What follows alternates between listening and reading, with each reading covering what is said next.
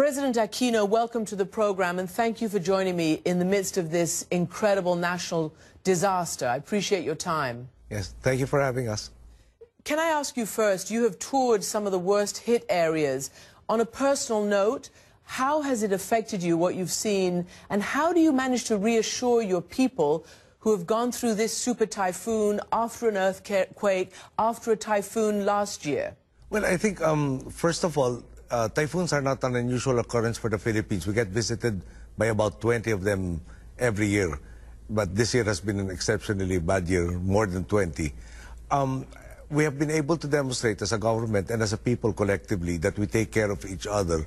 And the government's immediate response, I think, has been reassuring to the vast majority of our people. Our ability to take care of our problems rather quickly, except in this particular case, the foundation of our efforts rely on the local government units, and unfortunately 2 or 3 were simply overwhelmed by the degree of this typhoon that affected us. But other than that, in the other areas, there was preemptive evacuation, cooperation from the citizenry, which brought down the casualty figures from the other areas affected, except for this corridor in the Leyte and 2 Samar provinces. It's obviously a huge emergency to get fresh food, water to the worst hit areas. And we have seen some of the local officials, mayors, for instance, in the Tacloban area, has said that, you know, survivors are looking up into the heavens, the dead are piling up. He says there's no local government functioning, those that they depend on, the police, the army, even the social workers of the government, all are victims themselves. Even the police and army, many of them are dead. We've heard so many stories from our reporters about the slowness, the bottleneck of trying to get vital aid to the people. How can you open those routes and that pipeline for disaster relief? Again, our system says that the local government unit has to take care for the initial response.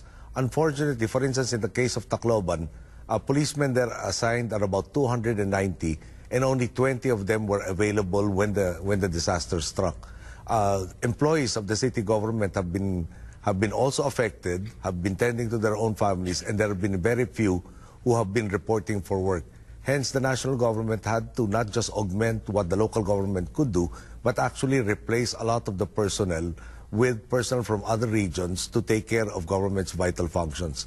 What hampers the effort is that the typhoon wrought havoc on the power lines and also the communications facilities, giving us immense difficulty in identifying needs and thereby dispatching the necessary relief supplies and various equipment.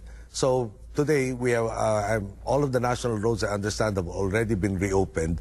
We're already working on the secondary roads, and most of the airports are almost back to normal operating levels.